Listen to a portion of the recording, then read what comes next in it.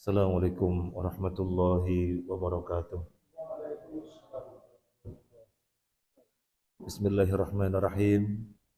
Alhamdulillahi rabbil alamin. Wabihi nasta'inu ala umuri dunya waddin. Wassalatu wassalamu ala ashrafil anbiya'i wal mursalin. Wa ala alihi wa sahbihi ajma'in. Wala hawla wala quwwata illa billahil aliyyil azim. Allahumma sayyiban nafi'an, Allahumma sayyiban nafi'an, Allahumma sayyiban nafi'an, Allahumma inna nas'aluka ilman nafi'a wa rizqan thayyiban wasi'a wa amalan mutaqabbala amin ya rabbal alamin. Para jamaah rahimani wa rahimakumullah, kajian kita tafsir surat Hud terakhir ayat 29. Sebelum kita melanjutkan ayat 30, sekilas kita ulangi ayat 29-nya. A'udzu billahi minasyaitonir rajim. Wa ya qaumi la as'alukum 'alaihi mala in ajriya illa 'ala Allah wa ma ana bitaridil ladina amanu innahum mulaqu rabbihim walakinni arakum qauman tajhalun. Wahai kaumku, aku tidak meminta harta kepada kamu sebagai imbalan atas seruanku. Imbalanku hanyalah dari Allah, dan aku sekali-sekali tidak akan mengusir orang yang telah beriman. Sungguh, mereka akan bertemu dengan Tuhannya, dan sebaliknya, aku memandangmu sebagai kaum yang bodoh. Nabi Nuh alaihi salatu wassalam menegaskan kepada kaumnya bahwa yang didakwahkan itu semata-mata untuk kemaslahatan mereka sendiri. Biar selamat dunia akhirat, selamat di dunia hidup dengan aturan, dan selamat di akhirat ketika mengikuti agama Allah, mengikuti syariat Allah, maka masuk surga. Jadi untuk kemaslahatan mereka sendiri sama sekali tidak ada orientasi keuntungan. Aku nggak meminta dari kalian apa-apa. Memang dari dakwah ini kemudian aku meminta kalian bayar? Tidak. Tidak. Yang membalas aku semata-mata adalah Allah.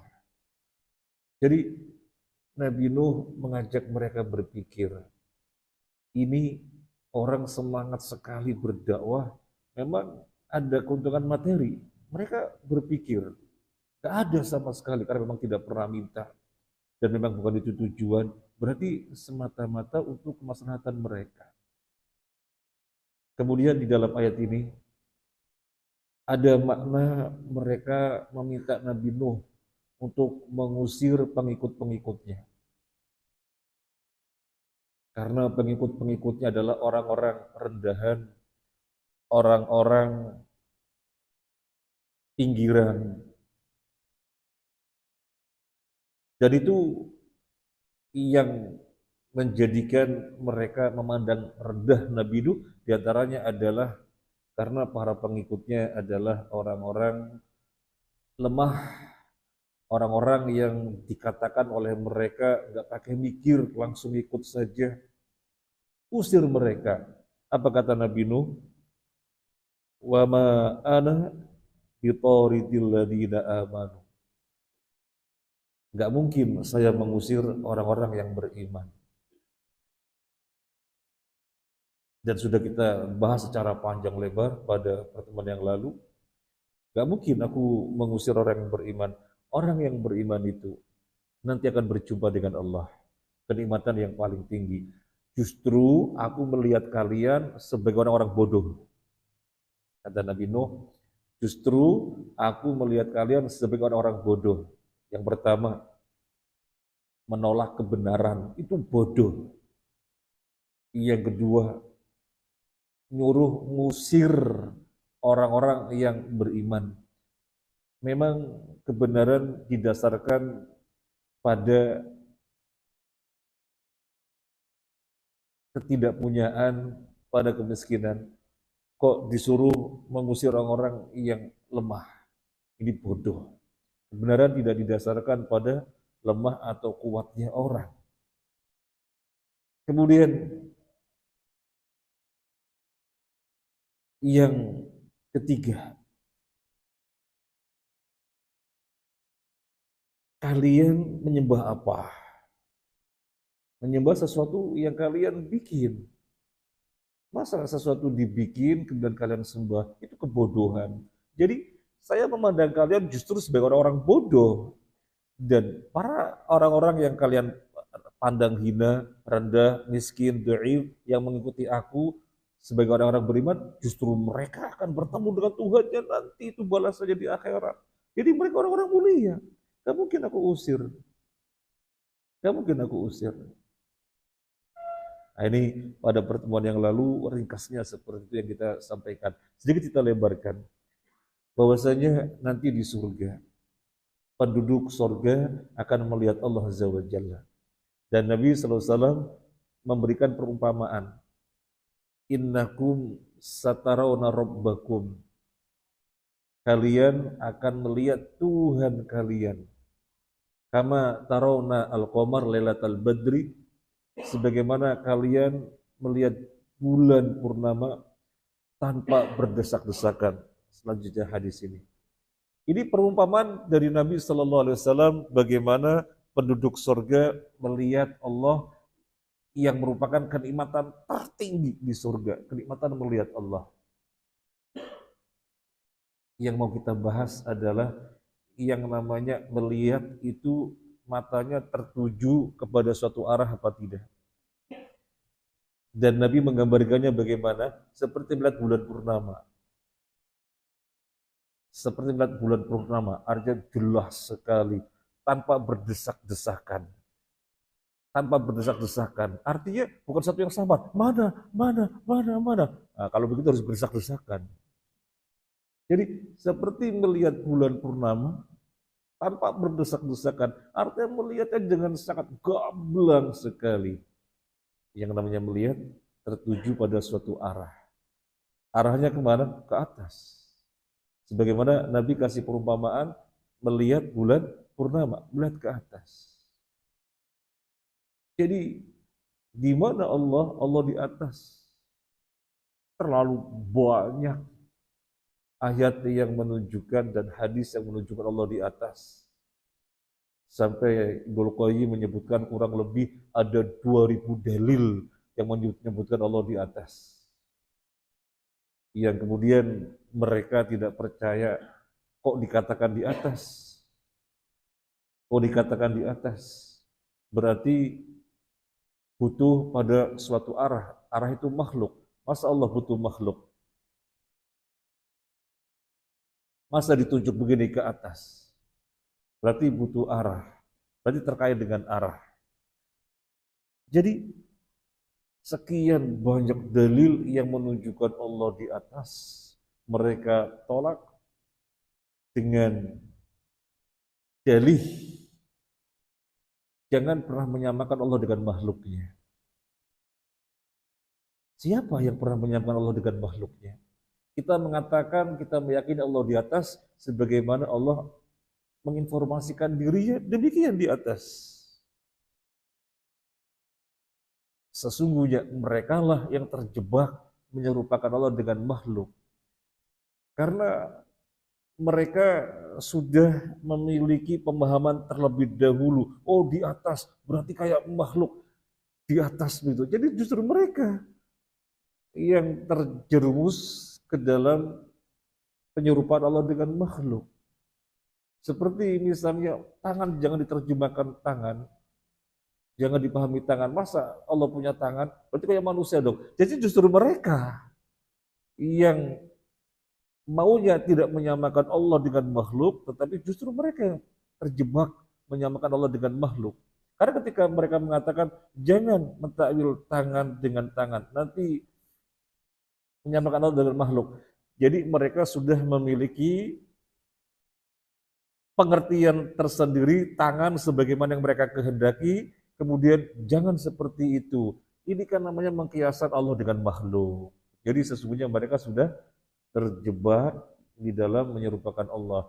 Adapun kita mengatakan dan meyakini sebagaimana yang Allah katakan, sebagaimana yang Nabi informasikan. Coba tanya kepada mereka, yakin melihat Allah nanti di surga? Mereka nggak bisa menolak, harus mengatakan yakin karena hadisnya sahih. Hadisnya sahih, pasti mereka mengatakan yakin. Kemudian ketika mereka dikejar, melihat Allahnya bagaimana? Jawaban mereka apa?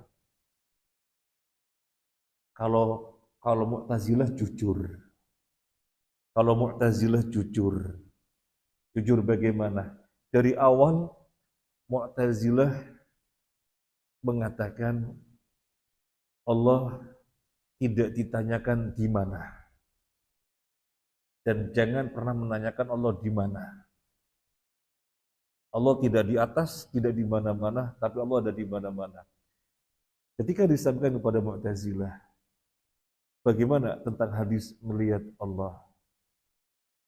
Mereka tidak percaya penghuni surga nanti melihat Allah.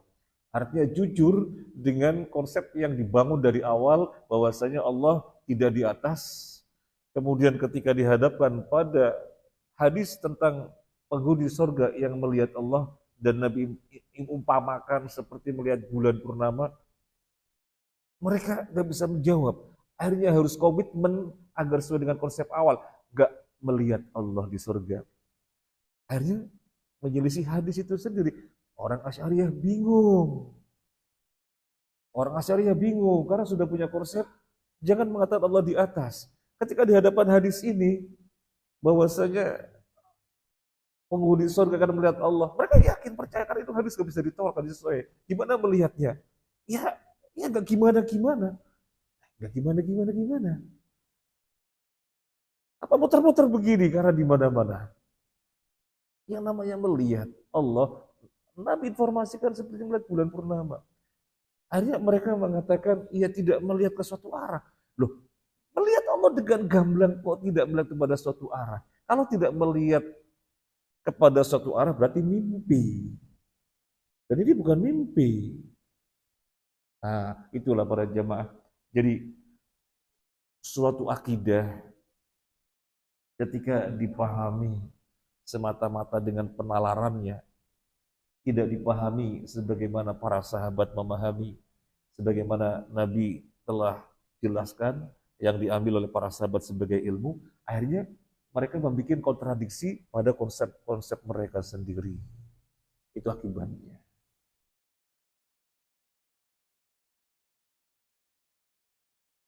Jadi ketika dikatakan Allah di atas, mereka sudah memiliki deskripsi, di atas kayak makhluk. Jadi mereka sesungguhnya yang sudah terjebak menyamakan Allah dengan makhluk. Gak mungkin mengkiaskan Allah dengan makhluk. Tidak mungkin. Ini namanya al-qiyas al-farik.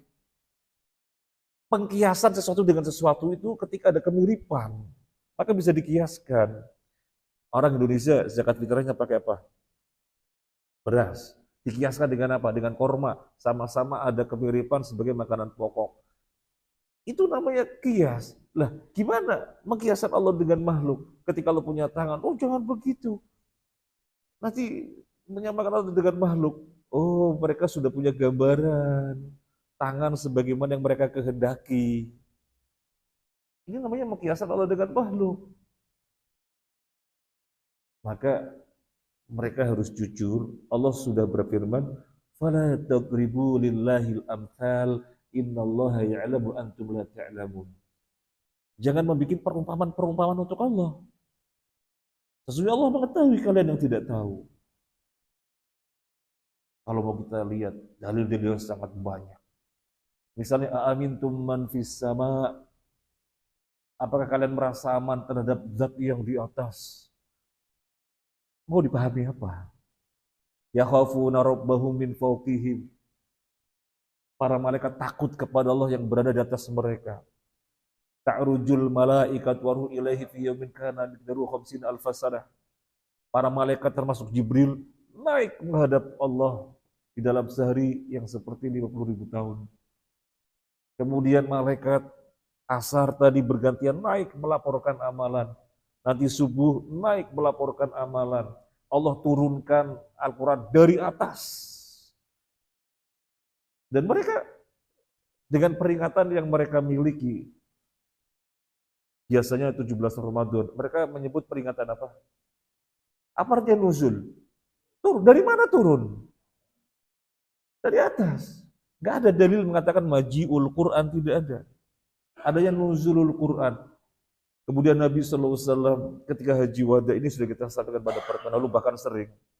Nabi menyampaikan beberapa perkara dalam haji wada. Yang pertama, tidak boleh ada pembunuhan karena darah muslim adalah halal. Yang kedua, harta muslim adalah halal, tidak boleh ada riba. Yang ketiga, tentang wanita, istri maksudnya. Takutlah kalian kepada Allah tentang istri. Karena istri kalian mendapatinya sebagai halal dengan kalimat Allah. Sebelumnya haram, kemudian jadi halal dengan kalimat Allah. Dan kemudian tentang suami, seorang istri harus patuh sepenuhnya dengan suami sampai ketika suami tidak meridhoi ada seseorang untuk masuk ke rumahnya, jangan sekali-kali istri memasukkan orang tersebut, meskipun keluarganya. Kemudian pesan apa lagi dalam haji wada yang berikutnya? Nabi berpesan, taraktu fikum amroini lan tadillu intamasaktum bihima abada kitaballahi wa rasul wa sunnata rasul kama qala Nabi. Dua perkara yang Nabi tinggalkan yang tidak pernah akan tersesat siapa yang berpegang dengan keduanya, Al-Quran dan hadis. Kemudian Nabi bertanya, apakah kau sudah sampaikan? Para sahabat, iya, sudah kau sampaikan. Al-balahtu, apakah kau sudah sampaikan? Para sahabat jawab lagi, iya, sudah kau sampaikan ya Rasulullah. Nabi ulangi sampai 3 kali, hal balahtu, apa aku sudah sampaikan? Iya, aku sudah sampaikan ya Rasulullah. Allahumma syahad. Yang melihat Nabi menuju ke atas, Allahumma syahad. Ya Allah, persaksikanlah. Aku sudah sampaikan dan mereka menjawab, sudah aku sampaikan. Allahumma syahad. Yang menyaksikan berapa sahabat? Dalam haji wada berapa sahabat? 100.000. Apakah Nabi mengatakan, ini eto-eto ya, ini rumusan. Allah di atas itu rumusan. Ini bukan makna sebenarnya. Apa Nabi mengatakan begitu? Ini bukan makna sebenarnya, Allah di atas, bukan makna sebenarnya begitu. Ada begitu. Terlalu banyak. Masalahnya masalah hidayah. Jadi disampaikan banyak dalil dan gamblang, ya namanya hidayah. Sudah urusan Allah Azza wa Jalla. Yang terpenting kita menyampaikan, dan menyampaikan. Baik, kita lanjutkan sekarang. Jadi di dalam ayat 29 ini, orang-orang yang kalian pandang rendah, yang aku disuruh mengusirnya, justru mereka akan bertemu dengan Allah. Kenikmatan yang paling tinggi di surga. Dan kalian adalah orang-orang yang aku pandang bodoh. Kenapa? Karena kebenaran kan ditolak. Itu kebodohan, menolak kebenaran. Baik, kita lanjut. Ayat 30. Wa ya qaumi man yansuruni minallahi in tarattuhum afala tadhakkarun. Hai kaumku, siapakah yang akan menolongku dari azab Allah jika aku mengusir mereka? Bisakah kamu mengambil pelajaran? Kita terjemah dia dulu. Bapak Ibu, targetnya seluruh kosakata Al-Quran atau sebagian besar kosakata Al-Quran kita kuasai. Bapak Ibu sudah berapa persen? Sudah banyak persen? Kita bisa ngikuti. Wa ya qaumi, dan wahai kaumku. Aslinya kan qaumi, aslinya begitu. Ini udah belajar nahwu pasal gitu. Wa ya qaumi, dan wahai kaumku. Man, siapa? Yang suruni, yang akan menolong aku. Minallahi, dari Allah. In tarattuhum, kalau aku mengusir mereka. Afala tadakkarun, maka apakah kalian tidak sadar? Maka apakah kalian tidak ngerti? Kita bacakan dari tafsir As-Sa'di. Wa ya qaumi man yansuruni minallahi in taradtuhum. Ay, man yamna'uni min adabihi fa in taradtuhum mujibul adab wan nikal. Wahai kaumku, wahai kaumku, siapa yang akan menghalangi aku ketika Allah timpakan azab kepadaku gara-gara atau disebabkan aku mengusir mereka? Ayo, siapa yang bisa menolong aku? Siapa yang bisa menghalang-halangi aku dari azab yang Allah timpakan disebabkan aku mengusir mereka? Di sini ada makna orang-orang yang kalian suruh aku untuk mengusirnya, ini orang-orang yang Allah ridhoi. Jadi masuk ke dalam keimanan, masuk dalam ketaatan kepada Nabi yang diutus, menjadikan mereka berada dalam ridhoan Allah. Terus aku usir mereka. Ya nanti aku diadab, siapa yang menolong aku? Afala tadakkarun. Apakah kalian tidak mau berpikir? Ma huwal anfa'lakum wal aslah. Sesuatu yang bermanfaat untuk kalian dan sesuatu yang lebih baik untuk kalian. Wa tudabbiruna umur, dan cobalah renungi permasalahan-permasalahan. Jangan modelnya wis ngene yo ngene, jangan. Afala tadakkarun, ini maknanya renungi suatu permasalahan. Jangan sing penting ngene yo ngene. Jadi orang-orang yang ketika didatangkan dalil kemudian merespon wis ngene dari hulu ngene yo ngene. Ini sama saja kayak Nabi Nuh mengatakan kepada umatnya, afala tadakkarun. Apakah kalian tidak berpikir sesuatu yang lebih bermanfaat untuk kalian? Apakah kalian tidak berpikir sesuatu yang lebih bagus untuk kalian? Waktu tudabbirunal umur, kalian merunungi menghayati perkara-perkara. Pakai akal, pakai otak. Jangan otaknya ditaruh dengkul kalau orang sekarang bilang. Ini dalam tafsir As-Sa'di. Kemudian di dalam tafsir Al-Wasit, afala tadakkarun litaubihihim wa zajrihim. Jadi ayat afala tadakkarun, apakah kalian tidak sadar? Afala tadakkarun, apakah kalian tidak mengerti? Afala tadakkarun, apakah kalian tidak berpikir? Ini redaksi yang menunjukkan Allah menjelek-jelekan mereka. Litaubihihim wa zajrihim. Ini menjelek-jelekan mereka. Ya ini kita juga merasakan ketika kita membaca ayat ini, wa ya qaumi may yansuruni minallahi in taradtuhum afala tadakkarun. Jadi Allah mengatakan apa kalian tidak mikir? Ini kan menjelek-jelekan.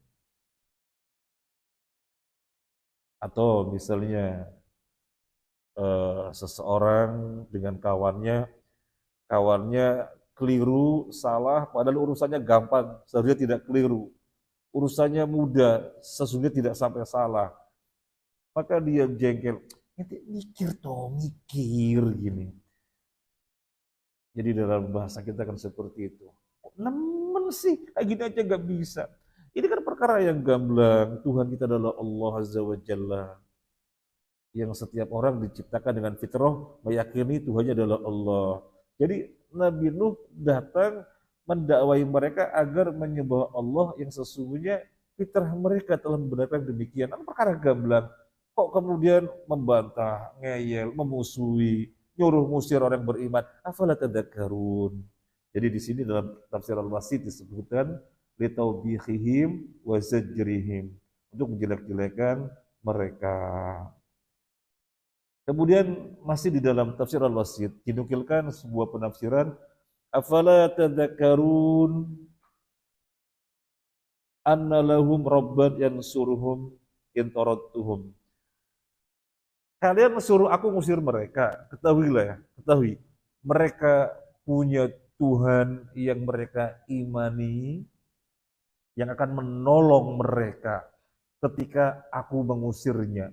Ketika aku mengusir mereka, terus aku mengusir mereka, mikir. Nah, ini tafsir yang lainnya. Afala tadzakarun anna lahum rabban yansuruhum. Bahwasanya mereka memiliki Tuhan yang akan menolong mereka. Intarotuhum, kalau aku mengusir mereka, terus aku usir mereka. Ya nggak mungkin lah, mikir. Afala tadzakarun. Jadi ada dua tafsir, diambil yang mana saja tidak bertentangan. Diambil dua-duanya juga tidak bertentangan. Ini namanya tafsir eh, perbedaan tetapi tidak tabad, tidak tanakut. Kemudian yang berikutnya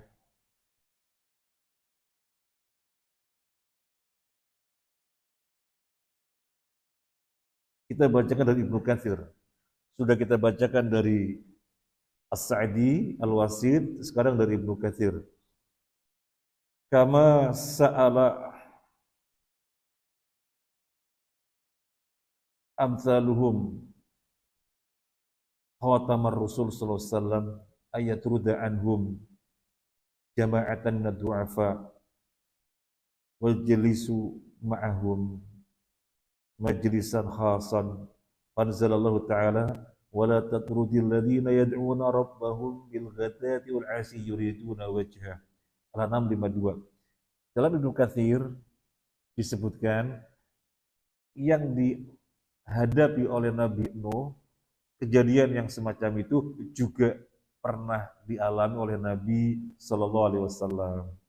Waktu itu Nabi lagi bermajlis dengan orang-orang du'afa, para sahabat yang du'afa, yang lemah, yang tidak punya kedudukan, yang tidak punya strata sosial tinggi, orang pinggiran, orang yang tidak dikenal, orang-orang miskin.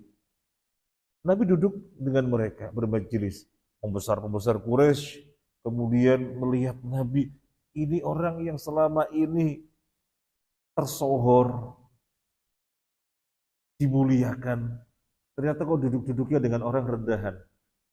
Maka mereka mengatakan, Muhammad, usir mereka. Kalau kamu usir mereka, kami pembesar Quraisy akan duduk-duduk dengan kamu. Maka turun ayat ini. Wala tatrudil ladzina yad'una rabbahum bil ghadati wal 'ashyi yuriduna wajah. Kamu jangan usir orang-orang yang selalu berdoa, beribadah, menyeru Tuhannya pagi dan sore. Jadi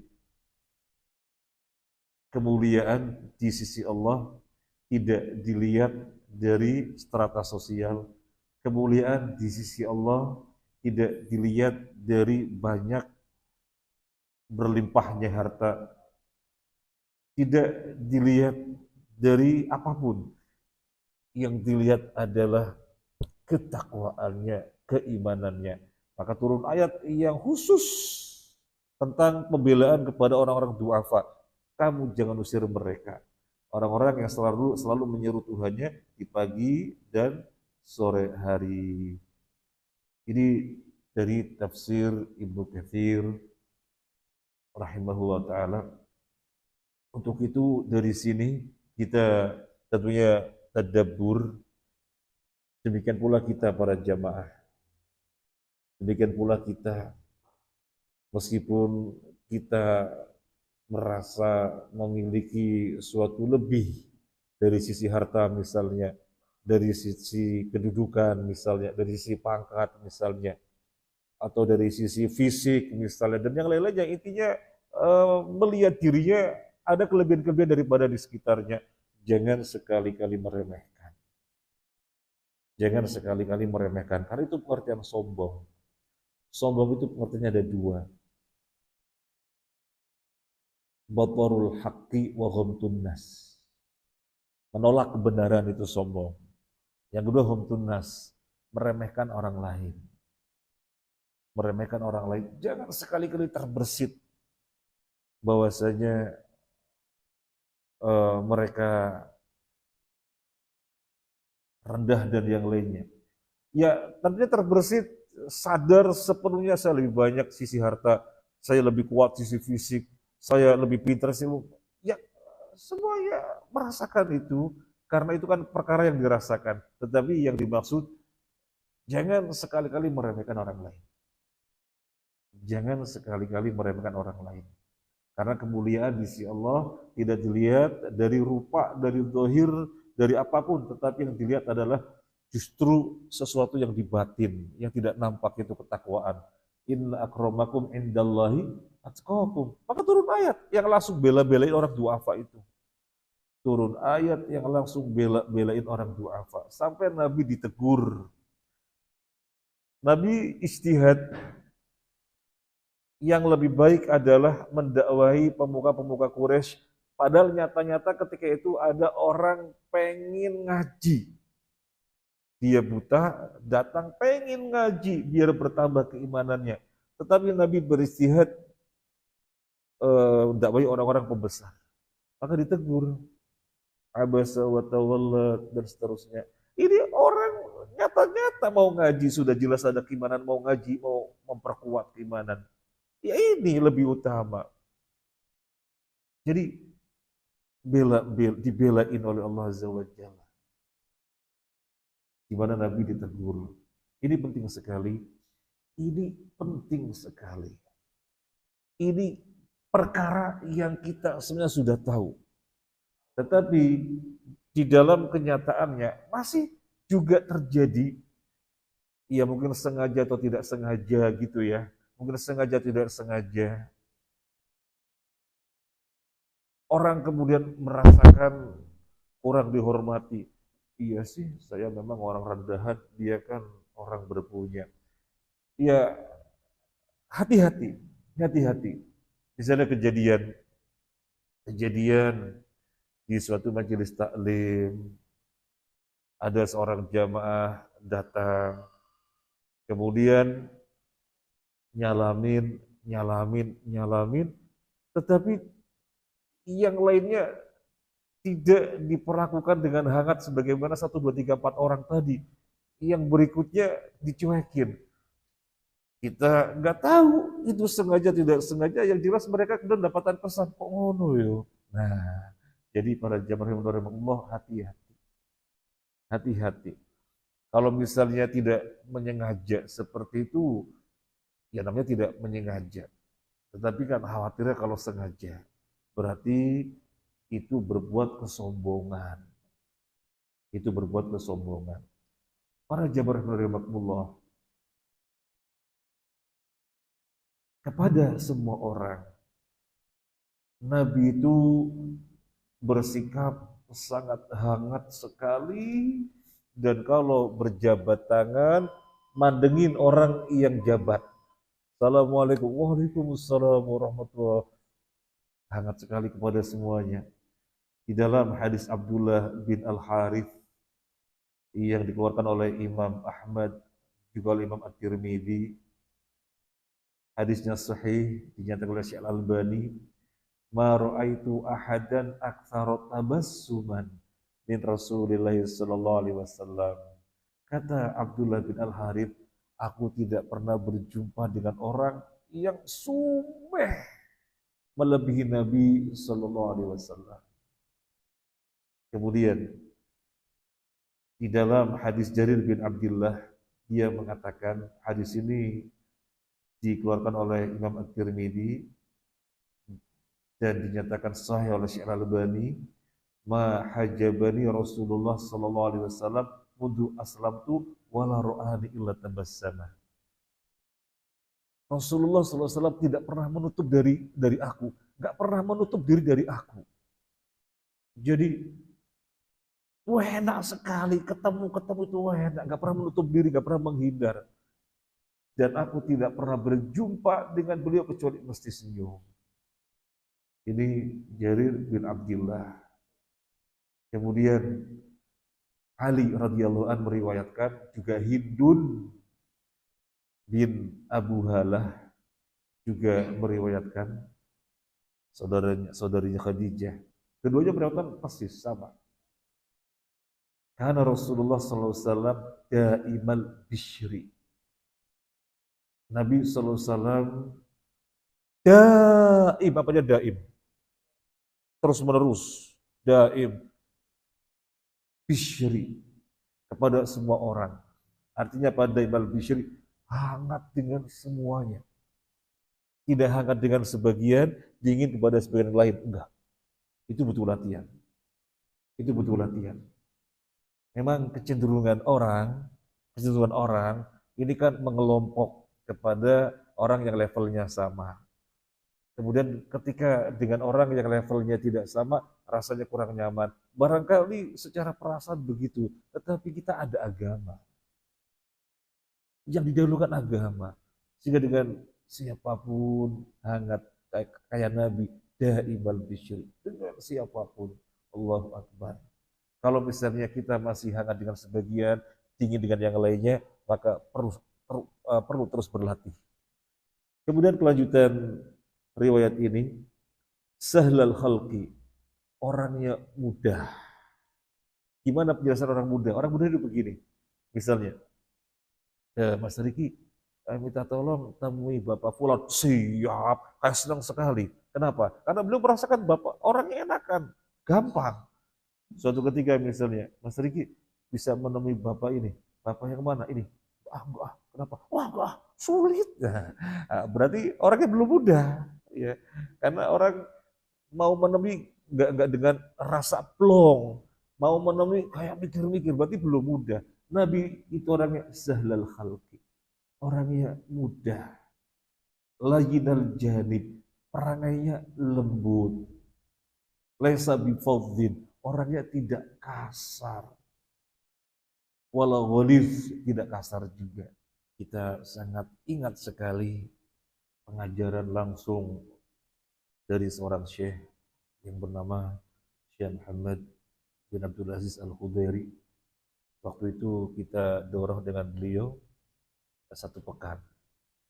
Beliau tuh ngajari kita dan langsung dengan pengajaran.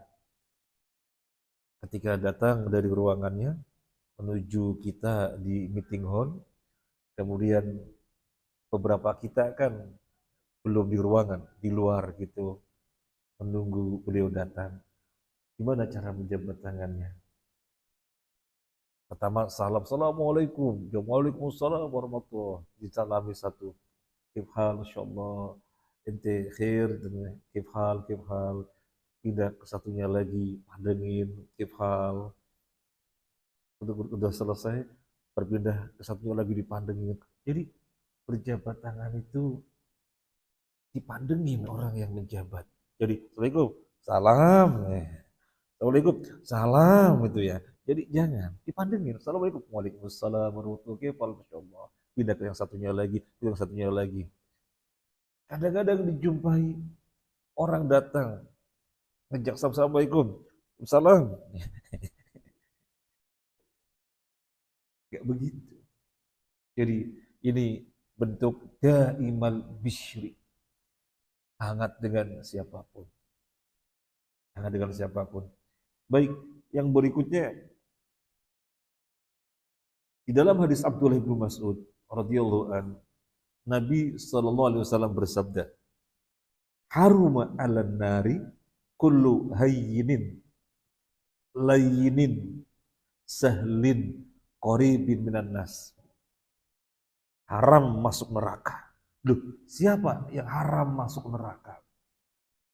Kullu hayyinin, setiap hayyin, layyin, sahlin, qaribin minan nas. Empat perangai pada orang haram masuk neraka. 4 perangai ini ada pada seseorang, orang ini haram masuk neraka. Yang pertama hayyin. Hayyin itu apa? Hayyin itu orang yang tenang. Orang yang tenang. Tidak melihat apa, komentar, gerusa, itu namanya tidak hayyin. Namanya tidak hayyin. Hayyin itu orang itu tenang. Itu hayyin. Kemudian layyin.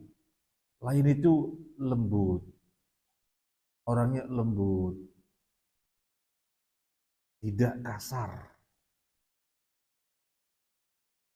Kemudian sahlun. Apa sahlun? Sahlin. Mudah. Yang tadi sudah dibahas itu orangnya mudah, tidak sulit. Kemudian qaribin minanas, dekat dengan semuanya, nggak akan masuk neraka. Hadis Abdullah ibnu Mas'ud radhiyallahu an, isnaduhu sahih, akhrajahu at-Tirmidzi wa Ibnu Hibban wa Tabrani. Yang pertama apa? Hayyin. Apa hayyin? Tenang, tidak mudah terpicu komentar segala macam. Enggak, tenang, orangnya tenang. Tenang. Sehingga orangnya tidak suka bikin gaduh, karena kan tenang. Gak suka bikin gaduh. Tidak suka membuat suasana jadi keruh, karena dia tenang. Tenang. Yang kedua layyin, lembut. Yang ketiga sahal. Apa sahal? Mudah. Orangnya nggak sulit. Sehingga orang disuruh Nabi senang. Diajak diskusi dengan dia, oh senang karena orangnya mudah. Kemudian yang keempat, arif, dekat dengan siapapun, tidak pilih teman. Tidak akan masuk neraka. Para jamaah rahimakumullah, sebenarnya bicara masalah akhlak itu panjang sekali. Sampai kita alhamdulillah dengan taufik Allah sudah nulis buku judulnya Akhlak Anda Sudah Mulia. Itu saya rangkum dari 3 buku. Salah satunya adalah punya Syekh Utsaimin, Makarimul Akhlak. Makarimul Akhlak. Akhlak itu karena kita mengupayakan atau anugerah dari Allah para jamaah. Akhlak itu, akhlak yang mulia yang dimaksud tentunya. Apakah kita mengupayakannya atau itu anugerah dari Allah? Yang mana? Yang mana? Kita mengupayakan atau itu anugerah dari Allah? Kita akan mengetahui jawabannya. Nabi sallallahu alaihi wasallam bersabda, qala sallallahu alaihi wasallam di Asyaj Abdul Qais. Nabi sallallahu alaihi wasallam bersabda kepada seorang sahabat namanya Asyaj Abdul Qais, inna fika khullataini yuhibbuhumallahu al-hilma wal anata. Sesungguhnya kamu Asyaj Abdul Qais memiliki 2 perangai yang Allah mencintai kedua perangai tersebut ada pada dirimu, yaitu al-hilm wal anat. Al-hilm itu artinya al-aqlu. Artinya al-aqlu itu artinya orang yang tidak gegabah, orang yang sabar, orang yang penuh pertimbangan. Itu al-hilmu. Yang kedua al-anatu, tidak gerusa-gerusu, tenang. Itu ada pada kamu. 2 perangai ini, dan Allah mencintai 2 perangai ini. Kemudian Asyaj Abdul Qais bertanya, khuluqaini takhallaqtu bihima am khuluqaini jubiltu alaihima. Dia bertanya kepada Nabi sallallahu alaihi wasallam, 2 perangai itu, al-hilmu dan anat, apakah aku sendiri yang mengupayakannya atau itu sudah Allah anugerahkan sehingga menjadi perangaiku? Faqala, Nabi menjawab, bal khuluqaini jubilat alaihima. 2 perangai yang ada pada kamu itu sudah anugerah dari Allah sehingga menjadi karakter kamu. Faqala, kemudian dia memuji Allah, alhamdulillahilladzi jabalani ala khuluqaini yuhibbuhumallahu wa rasuluh. Segala puji bagi Allah yang telah menganugerahkan aku sehingga berkarakter 2 karakter yang Allah dan Rasulullah mencintainya. Syekh Utsaimin rahimahullah ta'ala menjelaskan hadis ini menunjukkan akhlak itu didapatkan dengan 2 cara. Yang pertama anugerah dari Allah, sudah Allah berikan langsung sehingga dia berakhlak mulia. Yang kedua, diupayakan sendiri. Karena belum Allah anugerahkan, maka diupayakan sendiri. Nah, para jamaah rahimakumullah, akhlak yang Allah anugerahkan pada masing-masing kita berbeda-beda. Ada akhlak yang A, B, C, D. Si Fulan Ahmad misalnya memiliki, belum ada akhlak E. Si Fulan Muhammad ada akhlak B, C, D, E. A-nya belum ada. Nanti si Fulan Ali misalnya punya akhlak A, B, D, E. Kayaknya belum ada misalnya. Nah, yang sudah Allah berikan itu namanya akhlak yang langsung Allah berikan sebagai anugerah. Yang belum harus mengupayakannya sendiri. Yang belum harus mengupayakannya sendiri. Ini penjelasan Syekh Utsaimin rahimahullah. Masing-masing kita merasakan. Saya sudah Allah anugerahkan akhlak yang mana saja, yang belum yang mana ya, yang belum harus diupayakan sendiri. Hadus bin nikmah. Saya dulu kata orang di sekitar saya, orangnya sangar, gak bisa senyum, kata orang-orang. Makanya saya berterima kasih sekali kepada senior. Dipanggil jadi empat mata. Yasin, Ana mau ngomong sama ente karena saya kasihan sama ente. Emang ada apa kak? Ente ini orang-orang bilang sangar, gak bisa senyum. Oh gitu tuh. Saya masih membela diri. Ya jangan salahin saya dong. Ini kan sudah pembawaan orok. Gitu. Nah, ternyata dia bilang begitulah, dirubahlah. Itu belum ngaji Syekh Utsaimin waktu itu belum ngaji. Tapi ternyata setelah ngaji benar itu orangnya. Makanya sampai sekarang itu saya nggak pernah lupa orang itu. Nggak pernah lupa. Nggak pernah lupa. Karena dia itu sengaja meluangkan waktu manggil. Ya sini ya. Ada apa kan? Sini. Makanya nggak pernah lupa ya. Karena dikasih pelajaran berharga. Akhirnya saya belajar senyum. Saya sudah berhasil belum? Saya sudah berhasil. Belajar. Ya. Mungkin ada orang yang belum bisa menghormati senior, belum bisa. Jadi cara bertutur, cara berkata, cara interaksi, jadi menunjukkan tidak bisa menghormati senior, harus diubah, belajar.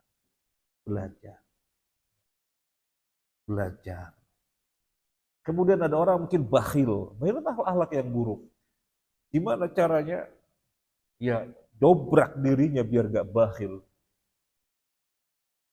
Jadi yang mana yang belum ada pada kita,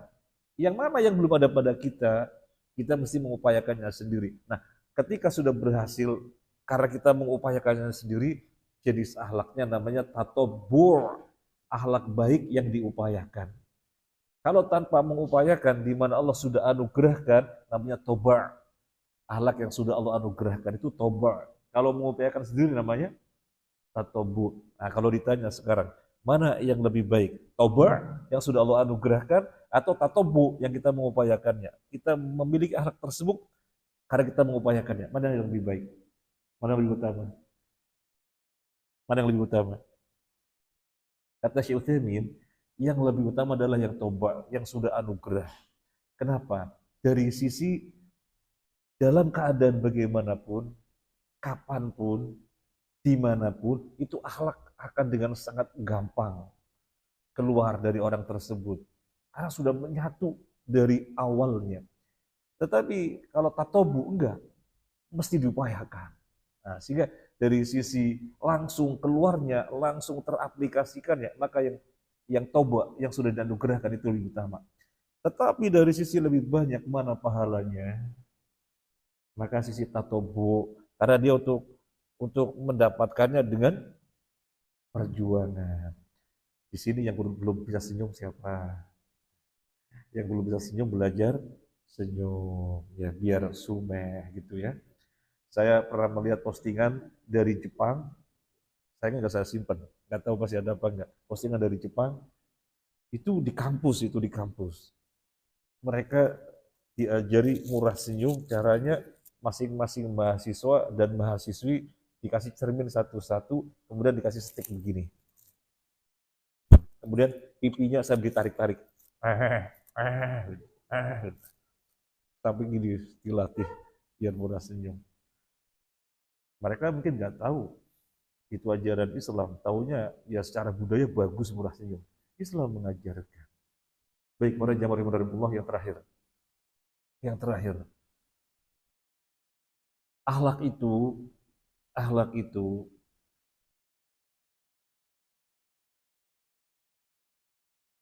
kalau secara global dibagi tiga. Kaful ada, badlun nada, tolaqatul wajah. Ini penjelasannya Al-Imam Al-Hasan Al-Basri rahimahullah ta'ala, ulama zaman tabi'in, yang kemudian dinukil oleh Syekh Utsaimin rahimahullah ta'ala. Kaful ada, menahan diri, jangan pernah menyakiti orang lain. Sesuatu apapun, gak ada batasan, sekiranya bisa menyakiti orang lain, tahan. Jangan sampai aku menyakiti orang lain. Itu namanya kaful ada. Yang kedua, badlun nada. Potensi apa, kelebihan apa yang dimilikinya, ketika itu bermanfaat, bermaslahat untuk orang lain, kenapa enggak saya keluarkan? Saya kerahkan. Saya punya waktu luang, gak sibuk. Ada orang ngundang, kenapa enggak datang? Saya punya duit lebih, kemudian ada orang butuh, kenapa enggak dikasih atau dipinjamkan? Dan seterusnya. Nah ini badlun nada. Yang ketiga, tolaqatul wajah. Wajah yang berseri-seri, ya, wajah yang sumeh, murah senyum, ya, ini penting sekali. Kemudian para jamaah tentang kaful ada, menahan diri dari menyakiti orang lain. Kadang-kadang ada pemahaman yang keliru. Orang di dalam berbuat itu dirinya dijadikan sebagai parameter. Padahal tidak seharusnya demikian. Misalnya, kan tidak ada masalah kita ke masjid bawa anak, nggak ada masalah. Biar anak dekat dengan masjid, senang dengan masjid. Tetapi yang namanya anak ya dunianya anak, sehingga orang tuanya mesti ngerti. Jangan sampai aku punya tujuan baik memperkenalkan anak, mendekatkan anak kepada masjid, tetapi ada orang yang tidak nyaman. Nah, maka dia mesti tanggap.